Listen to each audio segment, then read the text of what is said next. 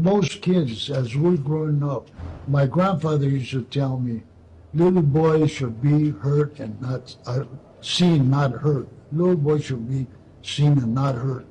So really, I couldn't relate to my own family because I was a little boy in their eyes. So what did I look for to relate with somebody of my own age? And that led me into the neighborhood, the gangs, because I thought they were my family. And in all reality, they weren't. They were just friends. How old was that gang at that time? How old was White Fence Gang? Was that a new gang that was? No, it was already old gangs.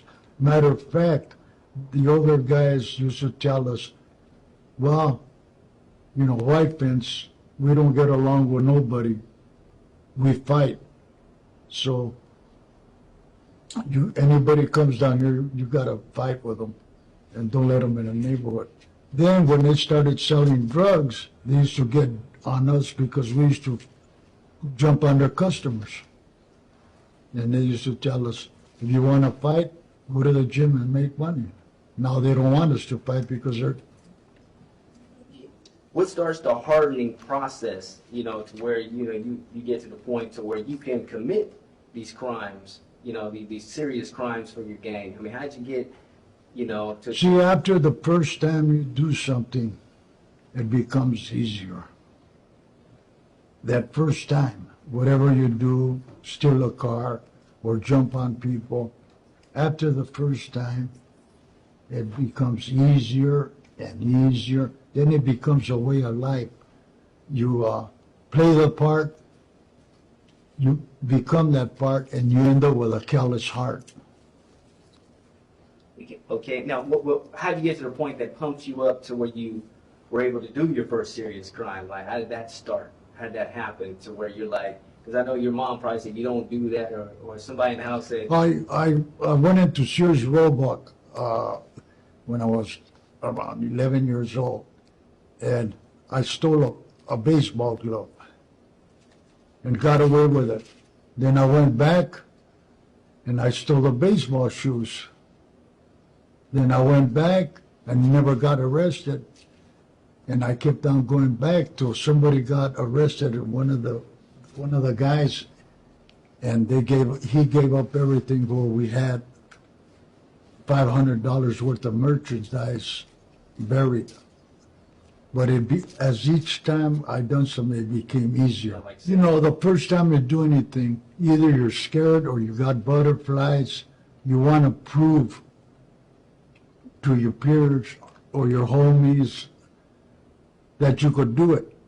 And you might be scared, but you do it, Then it gets easier and easier each time, where it becomes just automatically to do wrong. Now, when did drugs come into the picture? When I was in Preston, a guy was already a user of heroin. And I don't know how he got a needle. The first needle we made was a football needle. But that didn't work too good. But he ended up getting a needle and an eyedropper. And he got a visit, we shot some heroin. He was a little bit older than me. Now, did that enhance, the criminal lifestyle once you... No, I wanted to get in that state of mind whenever I could. So I was in Preston School of Industry, and I'd done a year there, And after when I got out, I went straight to getting high on heroin. Then I would get arrested and go into time. But every time I got out, I'd come back into doing heroin. So that drove the criminal cycle, right? The drugs. Okay, so because you wanted to always have that feeling. Yeah, in that state of mind. So that was a motivational factor. Right. And how did you become the shot caller of the Mexican Mafia? See, like I mentioned, you play that part, you become that part, you end up with a callous heart, and you don't have feelings, and you do things to prove yourself that the ordinary person wouldn't do, and like If the enemy's there, you react, and do something. So I always said the best defense was the offense. So I do it first. If they act crazy, I act crazier. So before I knew it, it became a way of life. Now, were you mentored that way? Or did somebody mentor you? No. This is what happened one time.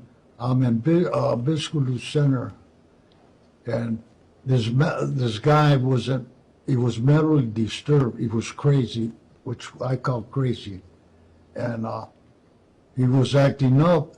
So he tried to act up with me, and I learned by getting crazier than he was, he wouldn't do nothing. You start yelling at a dog, before you know it, his tail goes down. Same principle, or yell at somebody,